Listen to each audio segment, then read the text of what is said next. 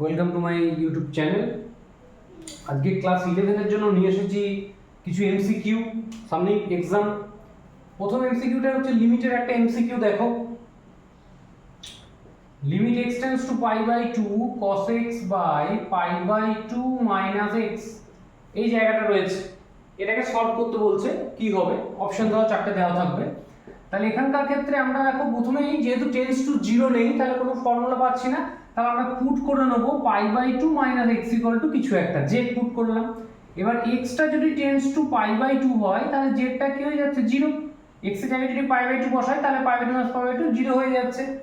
আচ্ছা, আর এখান থেকে যদি আমরা x এর মান বার করি, তাহলে কত হবে? Pi by 2 minus z. x টাকে এদিকে নিয়ে গেলাম, জেডটাকে এদিকে আনলাম। তাহলে এখানে যদি বসিয়ে দাও, তাহলে limit z tends to 0 cos x, x মানে হচ্ছে পাই বাই 2 মাইনাস জেড, আর নিচেরটা মানে আমরা ধরেছি জেড।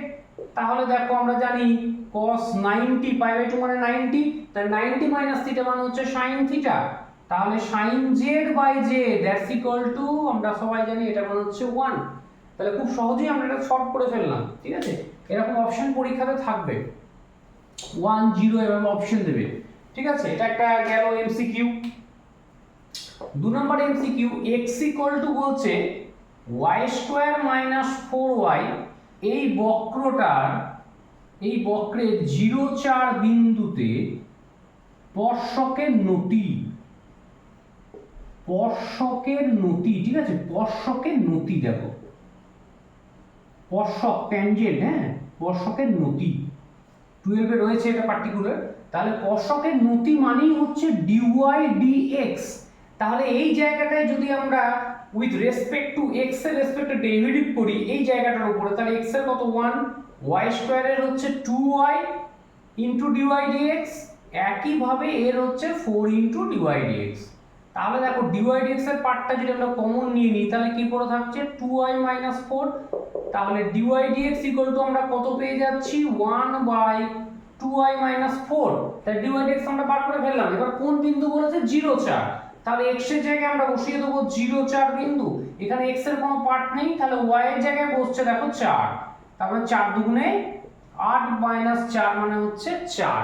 তাহলে 1/4 ইজ দ্য রাইট অ্যানসার। স্পর্শকের নতি বা প্রবণতা বললেই আমরা যেটা থাকবে বক্ররেখা, সেটার উপরে ডেরিভেটিভ করে dy dx যে পয়েন্ট বলে দেবে সেই পয়েন্টের উপরে আমরা অ্যাপ্লাই করব, তাহলে আমরা স্পর্শকের নতি বা প্রবণতা দুটোই কিন্তু পেয়ে যাব। তাহলে একটা লিমিট একটা ডেরিভেটিভের অন্তর্গতের ব্যাখ্যা চ্যাপ্টার এটা আমরা শিখলাম। এর পরের প্রবলেমটা 3 নাম্বার প্রবলেম, খুবই ভালো প্রবলেম।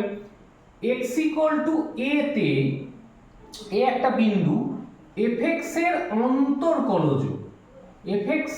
অন্তর্কলজ, মানে হচ্ছে ডেরিভেটিভ। fx এর ডেরিভেটিভ যদি f' হয়, তাহলে আমরা এই যে জায়গাটা limit x tends to a x f a minus a fx by x minus a, এই জায়গাটা সমান আমরা কি পাবো? এটাও পরীক্ষায় চারটে অপশন দিয়ে দেবে। তো এই অঙ্কটা অ্যাকচুয়াল 1 মার্কসের অঙ্ক নয়, এটা কিন্তু পরীক্ষায় দিতে পারে। এগুলো মোটামুটি 2 মার্কস 3 মার্কসের অঙ্ক। তাহলে এখানে দেখো আমরা করব কি, এখানে হচ্ছে আমরা একটা জিনিস যোগ আর বিয়োগ করব, এটাই মনে রাখতে হবে। সেই জিনিসটা কি অঙ্কের উপর ডিপেন্ড করবে। অঙ্কে কি আছে? a আছে, f এও আছে। তাহলে সেই জিনিসটা হচ্ছে a f a, এটা আমি বিয়োগ করলাম। আবার a fx যেটা অঙ্কতে ছিল সেটা লিখলাম, আবার একবার আমি a f a কে যোগ করে দিলাম। তাহলে সুবিধা কি দেখো, এখানে বিয়োগ এখানে যোগ করলাম, তাহলে কেটে যাবে, তার মানে একই থাকবে বা x মাইনাস a। তাহলে দেখো আমরা যদি এইখান থেকে f এ কমন নিয়ে নিই, তাহলে কি দাঁড়াচ্ছে? x মাইনাস a, আমি একবারে পার্ট করে দিলাম x মাইনাস a। আবার এখান থেকে যদি a টা কমন নিয়ে নিই আমরা, তাহলে দাঁড়িয়ে যাচ্ছে limit x tends to a of fx minus f of a by হচ্ছে x মাইনাস a।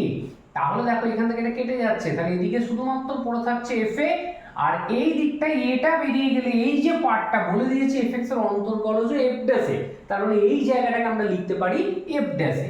তাহলে এটার অ্যানসার কিন্তু হয়ে যাবে এটা এখানে আমি a পয়েন্ট দিয়ে করালাম। a বিন্দুতে পরীক্ষায় 2 বিন্দুও থাকতে পারে, বেশিরভাগ বই কিন্তু দেখবে এটা 2 মানে 2 বিন্দুতে এই দিই মোটামুটি রয়েছে। তখন অ্যানসারটা এখানে শুধু এর জায়গায় 2 হয়ে যাবে, অ্যানসার কিন্তু একই হবে। এই প্রসেসটা অ্যাপ্লাই করে আমাদের করতে হবে। এটা একটা ভালো প্রবলেম চলে গেল, 3 নম্বর প্রবলেম আমাদের হয়ে গেল। আচ্ছা এবার দেখো আরো কিছু প্রবলেম আমরা আসি, ছোট ছোট কিছু প্রবলেম। হ্যাঁ, যে এ আর বি 4 নাম্বার, এ আর বি যদি বিচ্ছেদ সেট হয়, বিচ্ছেদ সেট মানে কি জানতে হবে। বিচ্ছেদ সেট মানে হচ্ছে তাদের মধ্যে কোনো কমন এলিমেন্ট নেই, তার মানে ইন্টারসেকশন হচ্ছে 5। তার মানে যদি এখানে আমরা n নিই নাম্বার অফ ইন্টারসেকশন, তাহলে কত হয়ে যাবে? কিছুই থাকবে না, তার মানে 0 হয়ে যাচ্ছে। তো সেই ক্ষেত্রে এই রেজাল্টের একটা ফর্মুলা আছে, n of a union b equals to, যখন আমরা সমষ্টি বিষয়ক উপপাদ্য করি, na plus nb minus n of a intersection b। এবার যদি কন্ডিশনে ab বিচ্ছেদ সেট হয়ে যায়, তাহলে এই কন্ডিশনটা দেখো 0 হয়ে যাচ্ছে। তাহলে শুধুমাত্র এখান থেকে আমরা পেয়ে যাব na প্লাস nb। খুব ভালো প্রবলেম, পরীক্ষায় প্রায় থাকার একটা প্রচুর সম্ভাবনা এই প্রবলেমটা সেটের থাকার। আর তোমরা তো পরীক্ষা একদম সামনে, এগুলো একটু ভালো করে পড়বে প্রত্যেকটা জায়গা, তাহলে দেখবে সুবিধা হবে বুঝতে। হ্যাঁ, এটা একটা প্রবলেম আমরা করতে পারলাম, হয়ে গেল আমাদের। আচ্ছা এরপরে ত্রিকোণমিতি থেকে আমি একটা প্রবলেম আনি। ত্রিকোণমিতি থেকে কি প্রবলেম নিয়ে আসা যায় তোমাদের জন্য? আচ্ছা ত্রিকোণমিতির প্রবলেম কোথায় কোথায়, ত্রিকোণমিতির প্রবলেম দেখে একটা। ত্রিকোণমিতি থেকে এরকম কোনো জিনিস দিতে পারে যে ধরো একটা পড়লো এরকম যে ট্যান থিটাটার ভ্যালু বলে দিল, ট্যান থিটা বলে দিচ্ছে 2/3। তাহলে ট্যান থিটা 2/3 হলে সাইন 2 থিটাটা কত হবে বলতে পারে। তাহলে এখানে সাইন 2 থিটার আমরা গুণিতক কোণ একটা ফর্মুলা পেয়েছি, 2 ট্যান থিটা বাই হচ্ছে 1 প্লাস ট্যান স্কয়ার থিটা। তাহলে ট্যান থিটার মান আমরা জানি 2/3, এখানে পুট করে দাও, শুধু এই ফর্মুলাটার উপর এখানে কাজ। তাই 2/3 স্কয়ার করলে 4/9, তার উপরে হয়ে যাচ্ছে 4/3, এটা হয়ে যাবে 9/13। তার মানে 3 3 9 হলে 12/13। খুব সহজ একটা প্রবলেম, এটা দিয়ে বলতে পারে যে অপশনের মধ্যে কোনটা রাইট অ্যান্সার আমরা করব। হ্যাঁ, এটা দিতেই পারে, খুব ভালো প্রবলেম এটা। দেখবে একটু, যেহেতু এটা ডিরেক্ট ফর্মুলা আছে সাইনকে ট্যান দিয়ে, সেই ফর্মুলা আমরা অ্যাপ্লাই করব। এটা একটা প্রবলেম হয়ে গেল তাড়াতাড়ি। আচ্ছা এরপরে যে প্রবলেমটা আমি আগেও পড়িয়েছি তোমাদের, হ্যাঁ আবার একবার রিপিট করে দিচ্ছি, খুবই গুরুত্বপূর্ণ এই প্রবলেমটা, যে cos 7 ডিগ্রি sin 7 ডিগ্রি আবার cos 7 মাইনাস sin 7, এটা থেকে পরীক্ষায় অনেক অপশন দিয়ে দেবে। তো এটার অ্যান্সার একবারে চোখ বুজে ট্যান দিয়ে হবে। এখানে আমরা করব কি দেখো, প্রথমেই সবাইকে cos 7 দিয়ে ভাগ করে দেবো। তাহলে cos 7 বাই cos 7 1 হয়ে গেল, sin বাই cos মানে tan হয়ে গেল, আবার নিচেতেও দেখছো tan হয়ে গেল। এবার 1টা মানে আমরা সবাই জানি tan 45 এর ভ্যালু, মাইনাস প্লাস হচ্ছে tan 7, আবার এখানে কিছু নয় মানে একটা 1 আছে ভাবতে পারি, তাহলে 1 মাইনাস সেই 1টার জায়গায় লিখলাম tan 45 ইনটু tan 7। তাহলে tan এর এটা হচ্ছে দেখবে tan a প্লাস b এর formula, 45 plus 7 equal to tan হচ্ছে 52 ডিগ্রি, এটাই অপশনে থাকবে। তাহলে এখানে মাথায় রাখতে হবে যখনই প্লাস থাকবে আমাদের এরকম ফিগারে, তখন আমরা ওই 45 এর সঙ্গে 7টাকে যোগ করে দেবো, আর যদি এখানে মাইনাস থাকে তাহলে বিয়োগ করে দেবো। এইটা আমাদের মাথায় রাখতে হবে, খুব ভালো প্রবলেম একটা। এটা গেল, দেখবে এটা বাড়িতে। আচ্ছা এরপরে এরকম কোন একটা প্রবলেম দিতে পারে, 6 নাম্বার প্রবলেম ধরো, যে লগারিদম মানে আমাদের যেটা তোমার সম্বন্ধ চিত্রণে রয়েছে, লগের সঙ্গে মিক্সড প্রবলেম, log 3x আর 5x ইকুয়াল টু হচ্ছে x স্কয়ার। তাহলে f অফ 5 3 এইটা কার মান হবে, বা এইটার মানটা কি হবে আর এখানে অপশন থাকবে, প্রত্যেকটা আমি অপশন দিচ্ছি না, টাইম লাগবে তাহলে অনেকটা।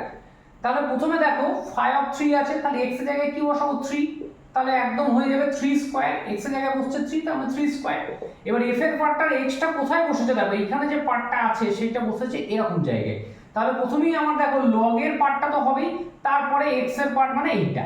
তাহলে log এর আমরা জানি পাওয়ার থাকলে সামনে আসে, আর log এর যখন বেস বা এই জায়গাটা যখন একই থাকে, log a বেস a থাকলে এই জায়গাটা 1 হয়ে যায়, তাহলে 2 * 1, তারপরে এই জায়গাটা কত হয়ে যাচ্ছে 1, তারপরে 2 * 1 = 2। এটাও খুব একটা সহজ এবং ভালো প্রবলেম, এরকম প্রবলেম কিন্তু পরীক্ষায় থাকতে পারে। আচ্ছা এটা গেল। আচ্ছা আরো দেখো, আরো অনেক রকমের প্রবলেম আছে, আর কি প্রবলেম দেওয়া যায় তোমাদের জন্য? হ্যাঁ সেটার একটা প্রবলেম দিই, যদি মনে করো p union q is equal to p intersection p, এই জায়গাটা কখন হবে? এটা বারবার মাথায় রাখবে, যখন p ইকুয়ালস টু q হয়ে যাবে, এটা পড়ার খুব সম্ভাবনা রয়েছে। ইন্টারসেকশন ইউনিয়ন কখন ইকুয়াল হয়? যখন ফাংশন দুটো ইকুয়াল হয়। বেশ ভালো প্রবলেম, ছোটর মধ্যে খুবই সহজ। আচ্ছা, এটা একটা গেল প্রবলেম। আচ্ছা, আর কি প্রবলেম তোমাদের জন্য দেওয়া যেতে পারে দেখি একটু, আর কি দেওয়া যেতে পারে। মনে করো এরকম একটা প্রবলেম আমি দ্বিঘাত সমীকরণ থেকে রাখছি, x square plus P x minus 12 equal to 0।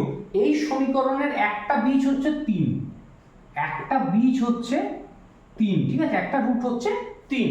তাহলে অন্য বীজটা কি হবে? তাহলে আমরা কিভাবে এটাকে সলভ করব? একটা বীজ আমরা 3 জানি, আর একটা বীজ আমাদের বার করতে হবে। তাই এটা পরীক্ষায় অপশন দিয়ে দিচ্ছে, ধরো 4, হ্যাঁ আছে ধরো -4, আর আছে p-4, আর একটা আছে দেখো p+3। এটা একদম এমসিকিউ এর কোশ্চেন, কিন্তু সেইভাবে চিন্তা করতে হবে।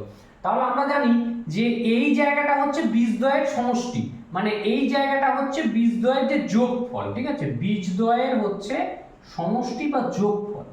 সমষ্টি বা যোগফলকে আমরা কি লিখি? p।